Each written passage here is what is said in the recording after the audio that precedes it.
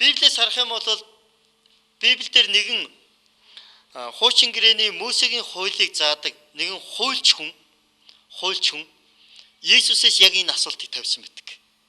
Энэ тухай Библийн Лук номын 10 дугаар бүлгийн 25 дугаар ишлээс ихсүүлээд байдаг. Би та бүхэнд уншиж байна.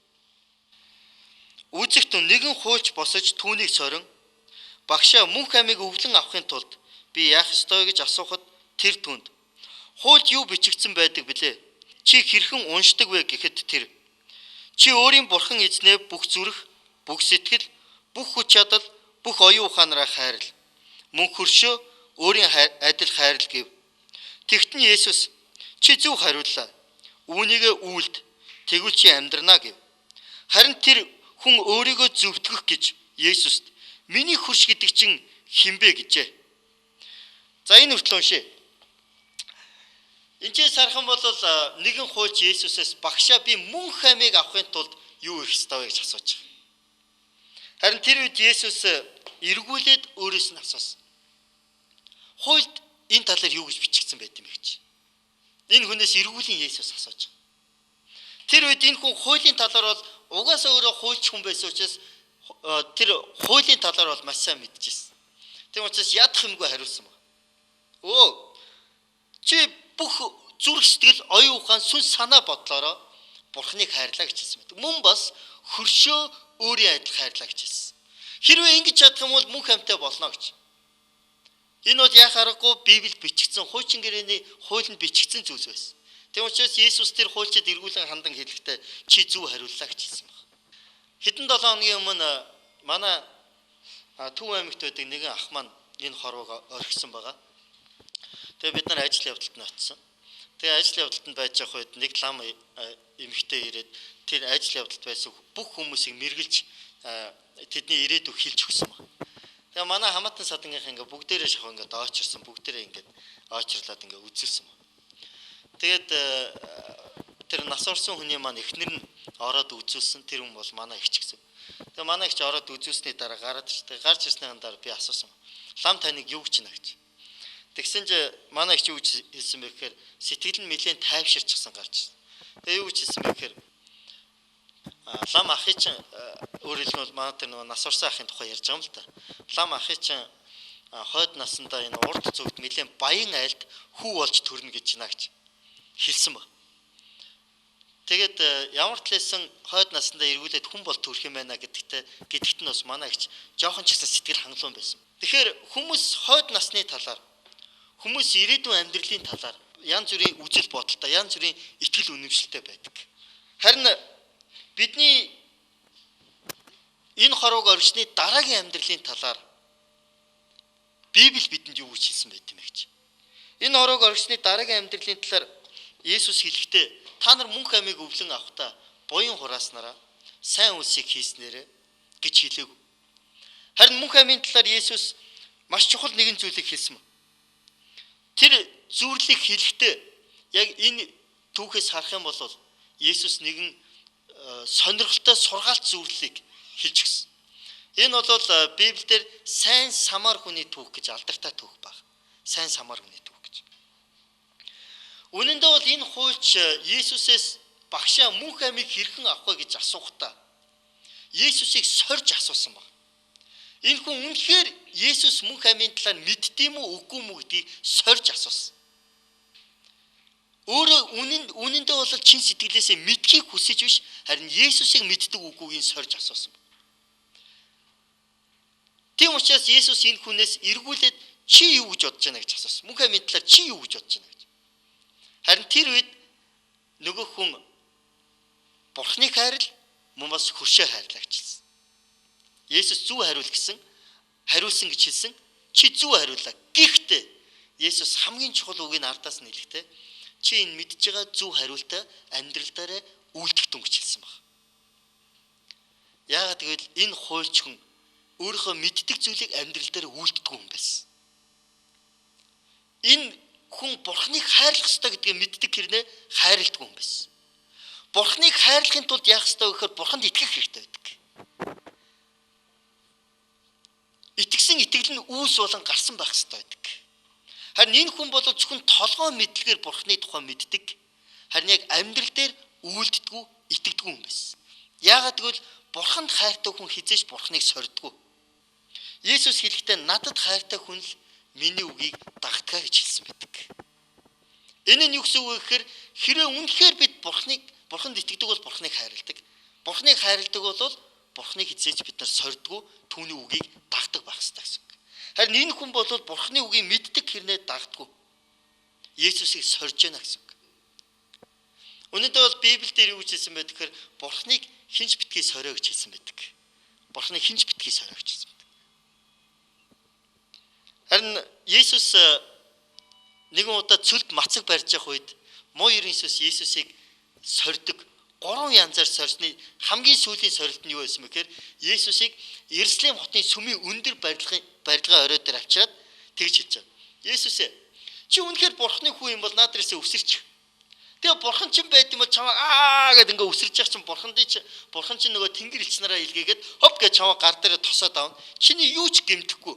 Чи өсөр гэж хэлдэг.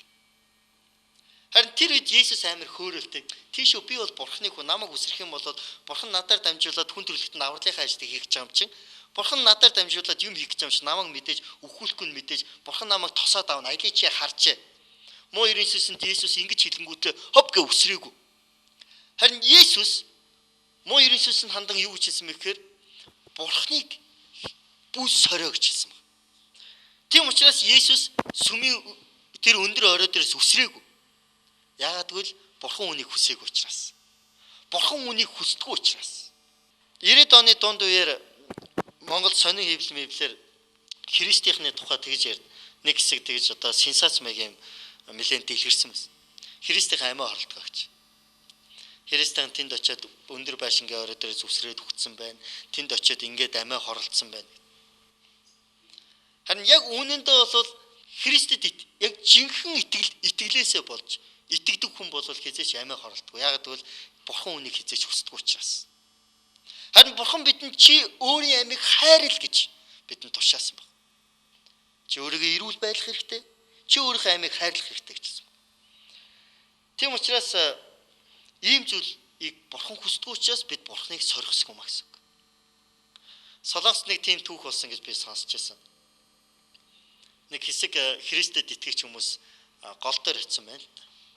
Тэгэнгүүтлээ Есүс нуурын мандалтайгаар алхах үед Петр түүнийг хараад багшаа би ч гэсэн алхъя гэж хэлсэн. Тэгсэн чинь Есүс Петрийг дууддаг тоо наашаа хүрээд ир гэж. Тэгсэн Есүс нуурын мандалтайгаар алхадаг тийм ээ. Яг энэ түүхийг сансан нөгөө солонгосын хэдийн итгэгч нар яасан бэ гэхээр бид бол Бурханд итгэж байна. Бурхан бид нарыг хизээч живүүлэхгүй. Есүс Петр нуурын мандалтайгаар алхаж байсан юм чинь бид нар ч гэсэн алхахыг гээд гол руу алхаж орох гэж байгаа ингээд живсэн гэж. Живэд хүгцэн гэж байгаа. Тэнгүүт нөгөө нэг нийгэмд Есүсийнхэн өстой нөгөө Бурхан нь аврахгүй амиа орлоод өгчжээ гэж яриа гарсан. Харин тухайн үед нэгэн пастор юу гэж хэлсэн бэ гэхээр Бурхан бид нарыг нуурын мандалтайгаар алхуулж чадна. Бурхан бид нарыг голын усан дээгүүр алхуулж чадна. Гэхдээ хизээвэ гэхээр Бурхан өөрөө хүссэн цагтаа алхуулж чадна. Бурханыг хүсээгүй байхад, Бурханы хүсэл биш байхад бид нар яагаад гэдэг вэ гэхээр төрүүлж бид нар алхам хийх гэдэг. Бурханы хүслийг сонсохгүйгээр бид нар аливаа нэгэн гайхамшиг Бурханаас шаардаад байдаг. Бурхан хүсвэл эдгэрхгүй өвчин гэж байдгүй. Бурхан хүсэх юм бол аврагдахгүй ам гэж байдгүй маа гэсэн. Бурхан хүссэн тохиолдолд бид үлддэг. Харин энэ хуульч бол Есүсийг сорьсон. Тийм учраас Есүс энэ хүнд чи мэдж байгаа зүйлээ амьдрал дээр үйлдэй гэж хэлсэн. Тэгсэн чи энэ хүн Есүсийг тийм хариу хэлнэ гэдгийг мдэггүйс учраас чи үүнийг үйлд гэсэн чинь нөгөө үйлддэггүй хүн чинь Есүсийг үйлд гэж хэлэнгүүт нь гинт эвгүй байдалд орсон баг. Нэрээ би нэрээ үйлддэггүй штэ гэж бодож яснаа. Эвгүй байдалд орсноо мэддэхгүй тулд тэр хүнд байдлаас гарахын тулд эргүүлээд Есүсээс гэхдээ тэгээ Есүсээ хөрш гэдэг чинь хин юм бэ гэж асуусан. Яг гэвэл хууль Библи юу гэж хэлсэн бэ? Чи хөршөө өөрийн адил хайр гэсэн. Тэгээ хөрш гэдэг чинь хин бар байлын балтай юм уу? Хамраашааны хандаа юм уу? Тэгэл болоо юм уу? Харин тэр үед нь Есүс нэгэн сургаалт зөвлөлийг ярьж өгсөн ба. Энэ хүн хамаг юмаа дээрэмдүүлсэн. Тэгээ дээрэмдүүлчихэд зам дээр хөвтөжсэн. Тэгсэн чинь хамгийн түрүүнд нь тэр хүнтэй хэн дайралтж байгаа вэ гэхээр нэгэн сүмийн тахилч хүн дайралтж байгаа. Сүмийн тахилч хүн тэр зам дээр дээрэмдүүлээд үхлүүд болчихсон арайхан гэхдээ үхээгүй байсан. Тэр хүнийг харангуутлаа хажуугаар нь тойроо яваад гисэн. Туслаагүй гэсэн. Дараагийнх нь хүн ямар хүн байсан бэ гэхээр Лев авгийн хүн буюу бас л сүм цуглаанд явдаг сүмтэй холбоотой тийм хүн бас харсан баг. Тэнгүүтлээ тэр хүн айгүй тийм өрөвцний эвий хөөрхий энд хүн ч та зодуулаад би энэ муу өвчтэй хэцүү байгаа юм байна да гэж харангуутлаа тойроо яваад гэдэг. Бас тусалдгүй. Нэлээд хэдэн сарын өмнө за бараг жилийн өмнө жил гаруугийн өмнө манай байгууллагын нэгэн ихч машинтайгаа булганаас дархан хүртэл машинтайгаа орой гэрлүүгээ яраа явж ирсэн. Тэгж юу болсныг мэдэхгүй ямар ч лсэн зам дээр шар усан уу халтарсан уу эсвэл урдуур нь мал адгаас гүйсэн үү мэдэхгүй. Ямар ч лсэн тэр их чи яасан бэ гэхээр аварт орсон ба. Тэгээ зам дээр эргэлдэж байгаа замын хажуу руу ингээд онхолтож унаад дөрөв дугуйн дээш хараад өөрөө кабин дотор ингээд бүстэй байсан болохоор бас нэг арай гайгүй. Тэгтээ үхээгүй амьд. Тэгээд ингээд хаалга онгоолоод гарах гэсэн чи чадахгүй ингээд. Тэгээд туслан энэ тэндээс тусламж гуйгаад ингээд чанга цашгиж чадахгүй ингээд байжсэн. Тэгээ ерөнхийдөө бол ингээд толгойн ингээд доошоогоо харчихсан ингээд цонхороо ингээд зам руу ингээд хараад тэгсэн чи ингээд машинууд бол хажуугаар нь ингээд өнгөрөөд нь гэж байгаа байхгүй. Гэхдээ ерөөсөө машин зогсохгүй нэ гэж. Тэгээ нэг машин зогсоод дотроос нь хэдэн хүн бууж ирсэн. Тэгэхээр за энэ хүмүүс надад туслаханд ашиггүй нэг аврагтандаа гэсэн чи тэр хүмүүсийн хөл нь ингэж ирж ийснэ хоорондоо ярьж ийн гэж байгаа нэг нь болио наадах чи орчих айгүй л хүн амьд үхсэн байгаа цагтаа магтаа болтоо зүгээр харга али явъя гингүүт буцаад суугаа яваад гисэн гэж байгаа. Нөгөө манай байгууллагын эрч мөн хөөе миний дөө хөөе туслаарай гэ хин сонсохгүй яваад гисэн. Харин гэтэл яасан мэхээр тэр үед нэг хитэн залуучууд найзгаа төрсөн өдрийг хийгээд найзгаа машин дотор пив уугаа явж ирсэн гэж байгаа юм. Тэгээ тэр залуучууд жоо халамцуу залуучууд пив уугаад явж ирсэн аа. Гин замын хажууд машин онголцсон байхыг харангуутлаа зогсоод нөгөө халамцуу залуучууд чинь бууж ирэнгүүт шууд гүйж ирэл яасан бэ их чи юу болов гаргаж ирээ нөгөө их чиг маань аваад машиндаа суулгаад дархны имлэгт авчиж гисэн байгаа юм. Тэгээ аим гарсан. Тэгээ тэр ихч маань бүр ингээд те бурхан надад тусалсан. Тэр залуучуудаар дамжуулаад бурхан миний аймыг аварсан гэж сүлд нь гэж ярьж ирсэн. Тэгээ дараа нь тэр бүр ингээд замын цагдаа нар очичоод ийм болцсон машинаас яаж хүн амьд гарсан бэ гэж бүр цагдаа нар хүртэл гайхчихсан гэж. Дээрэмдүүлээд зодуулаад тийм ээ зам дээр хөвтөж явах үед нь яасан бэ гэхээр сүмийн тахилч Лев хүн энэ хүмүүс бол яасан бэ гэхээр тойроо яваад гисэн. Харин 3 дахь хүн ирсэн ба. 3 дахь хүн ирсэн. 3 дахь хүн бол хэн байсан бэ гэхээр Самар хүн байсан. Самар хүн бол бид нар бүгдээрээ сайн мэднэ. Самар гэдэг бол тухайн үеийн израильчуудад нэлээд ад үзэгддэг.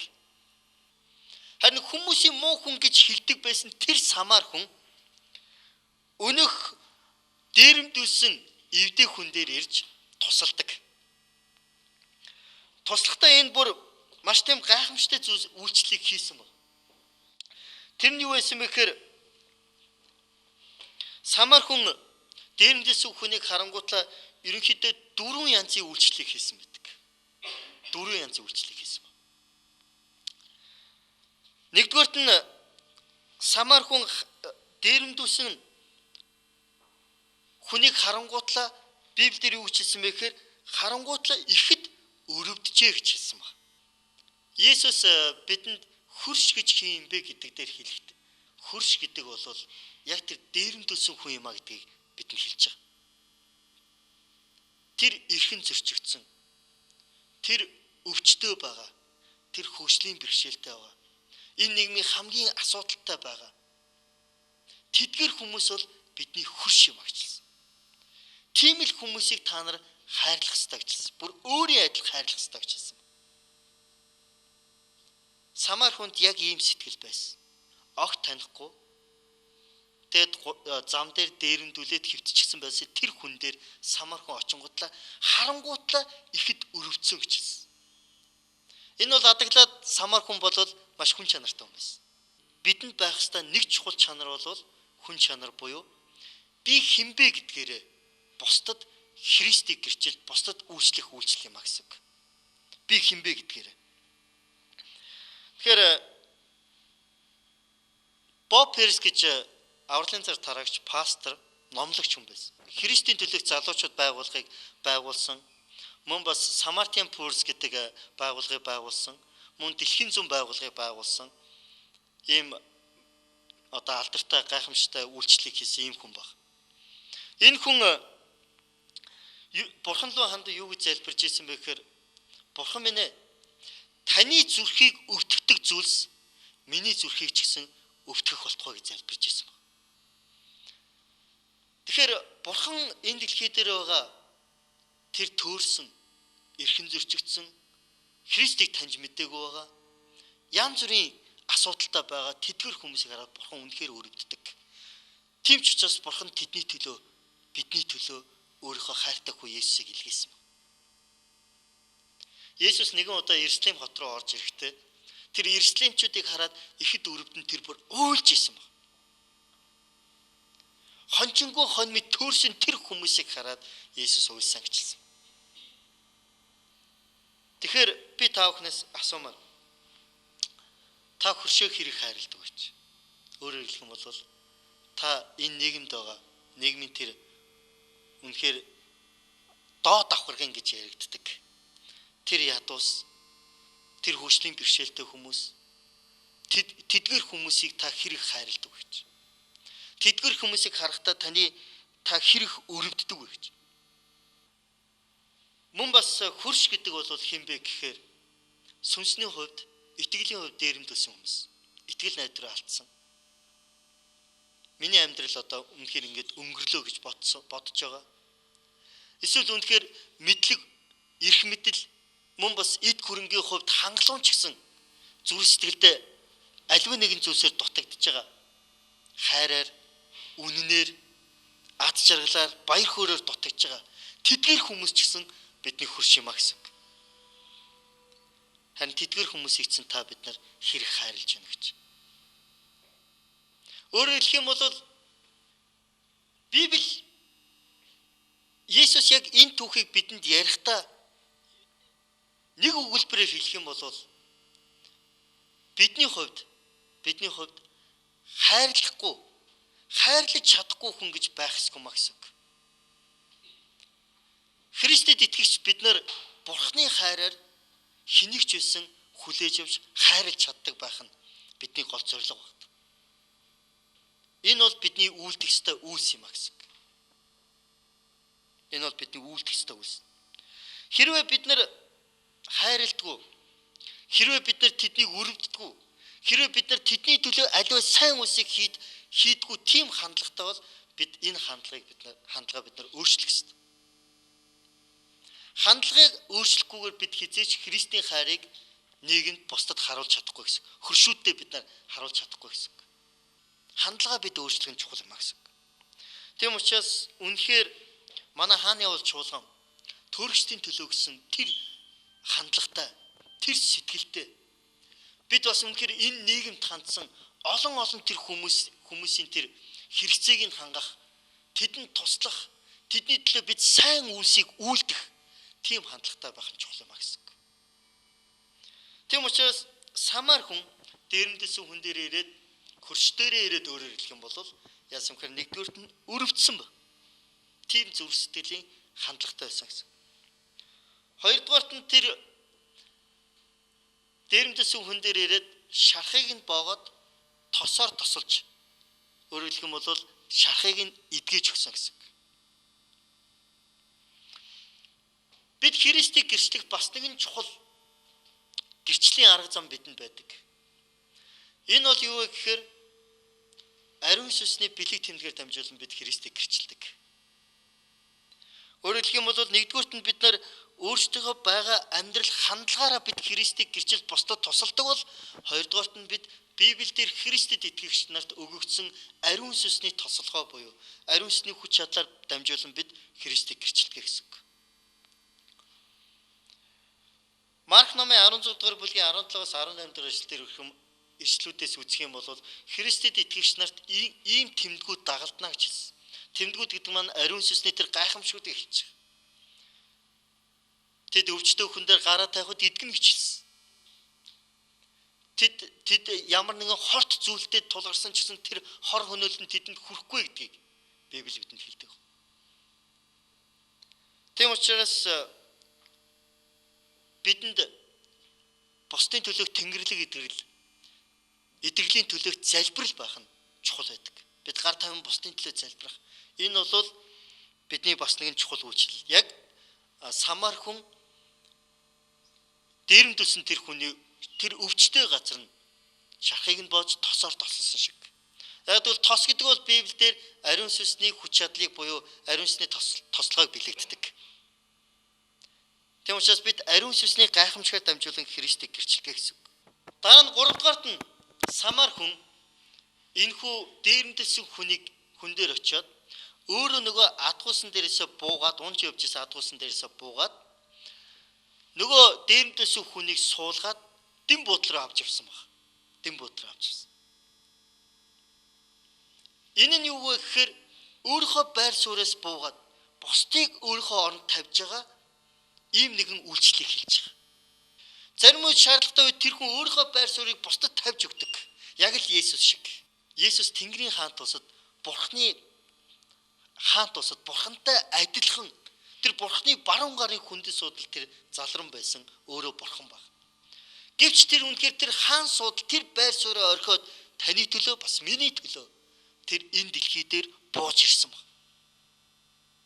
Яагаад гэвэл Есүс бууж ирснээрээ бид дээш Тэнгэрийн усад мөнх амийг аван өргөхдгийн тулд Есүс өөрөө бууж ирсэн. Тэгээ Есүс өөрийнхөө байр суурийг бидэнд өгөхийн тулд, бидэнд үйлчлэхийн тулд Есүс ирсэн гэсэн үг. Яг л Самар хүн өөрийнхөө адгуусан дээрээс буугаад тэр өвчтөе хүнийг тавиад өөрөө алхаж яваад магадгүй тийм үү? Адгуусаа өөрөө хөтлөж явсан. Тэгэхээр бидний Христийг цогцоор гэрчлийн бас нэгэн чухал үйл явц бол бид үйлчлдэг удирдагч нар байх хэрэгтэй гэсэн үг. Эцэст нь Самар хүн энэ дээрэмдэлсэн хүний төлөө юу хийсэн бэ гэж.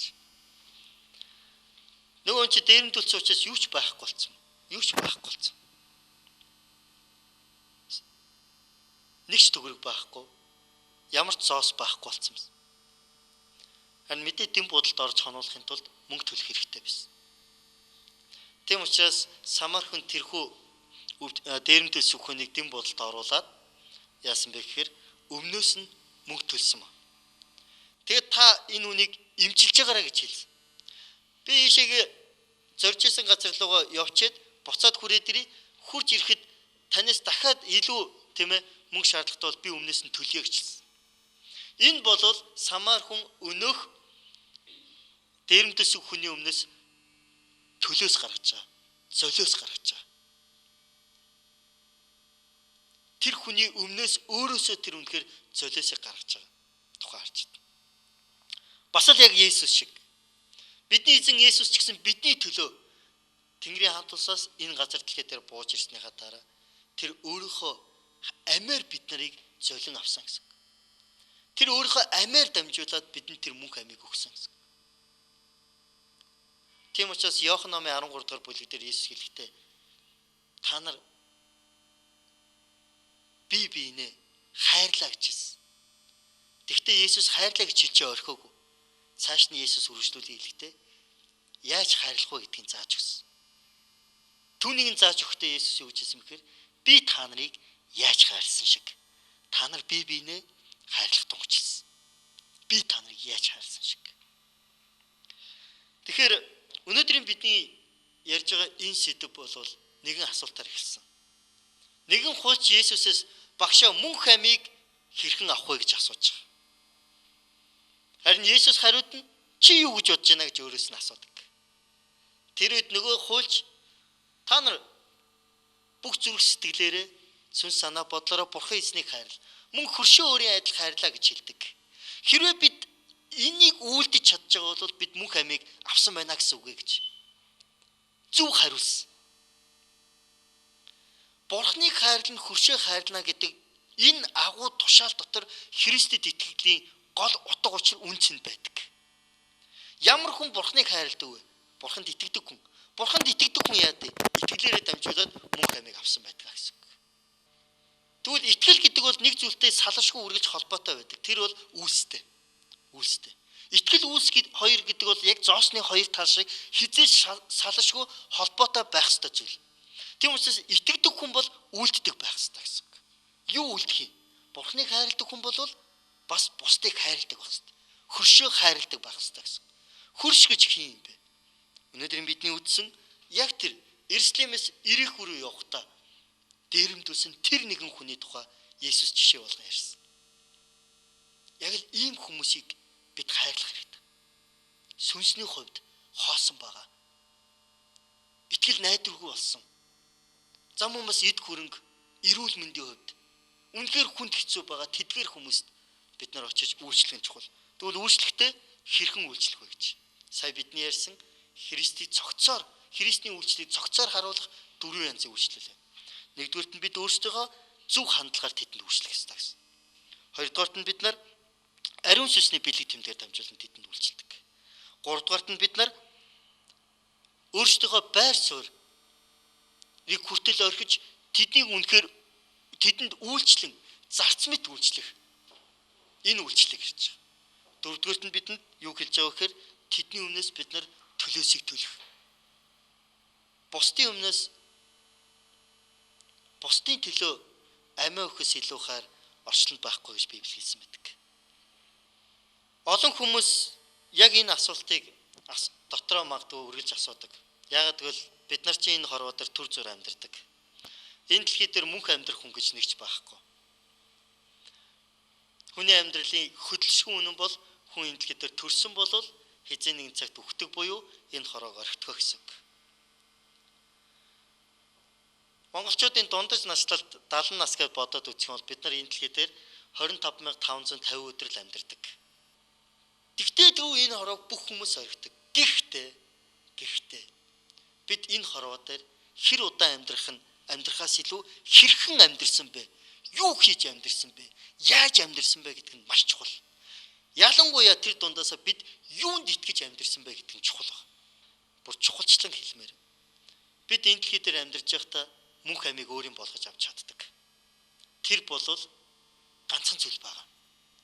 Бид Есүс Христийг өөрийнхөө зүрх сэтгэлийн аврагч болгон яг чин зүрх сэтгэлээсээ хүлээж авснараа бид мөнх амийг авдаг. Тэгээ бид нар хожим энэ асуудалтай гэмтээ ялцаж бүр асуудалтай төгс бус энэ дэлхийг бид нар орхисныхаа дараа ямар ч асуудалгүй үнэхээр аз жаргалтай хизээч нулимс гэж байхгүй, зовлонгийн нулимс гэж байхгүй. Байгаа бол баяр хөөрийн нулимс байдаг. Хизээч хинч өрөнд ордгоо. Хинч илүү цагаар ажиллаж өөрийгөө зовоодгүй. Хинч үнэхээр яана мана эмээ өвдчлээ, мана ах өвдчлээ, миний хүүхэд өвдчлээ гэж зовхгүй. Тийм сайхан Тэнгэрийн улсад бид Бурхантай хамт амьдрна гэсэн үг. Тэнд бид нар яана байртай болчихсон яаж хийж яагаад нэг машин аваад унчихсаа гэж санаа зовох асуудал нэгж байхгүй болно гэсэн үг. Яг гэвэл тэр улс бол Бурхны хаант улс буюу төгс улс учраас. Тэр төгс улсад бид түүнийхүү Есүст итгэсэн итгэлээр л ордог. Мөнх ам гэдэг бол итгэлээр дамжуулан ирдэг. Харин бид мөнх амьтаа болсноо яаж мэддгөө гэхээр бид итгэлийнхаа үйлсээрээ бид мэддэг ба харуулдаг. Тэр нь бид бусдыг хайрлах, бусдад үйлчлэх үйлчлэл юм а гэсэн үг. Амен. Та бүхэн итгэж байна уу? Есүс бол мөнх ам юм а гэсэн үг. Есүс хэлэхдээ хүн зөвхөн надаар дамжуулан ертөнцийн эзэн эцэгт очиж чадна гэж хэлсэн. Би бол зам, үнэн, ам юм а гэж хэлсэн.